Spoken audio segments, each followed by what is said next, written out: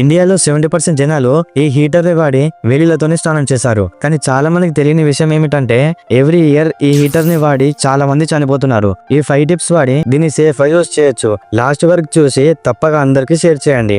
Number 1, మీరు ఒకవేళ పాత హీటర్ ని మళ్ళీ తిరిగి యూజ్ చేయాలనుకుంటే ఒక్కసారి టెక్నీషియన్ దగ్గర చెక్ చేయించండి. ఎక్కడైనా వైర్ డ్యామేజ్ అయ్యి ఉందో తెలుస్తుంది. నెంబర్ 2, మెటల్ బకెట్ లో హీటర్ ని అస్సలు యూజ్ చేయదు. దీని వల్ల షార్ట్ సర్క్యూట్ అయ్యే ఛాన్సెస్ చాలా హైలో ఉంటుంది. నెంబర్ 3, హీటర్ ని యూజ్ చేసే ముందు వాటర్ లెవెల్ హైలో ఉండదు, అలానే లోలో కూడా ఉండదు, మీడియం రేంజ్ లో ఉండాలి.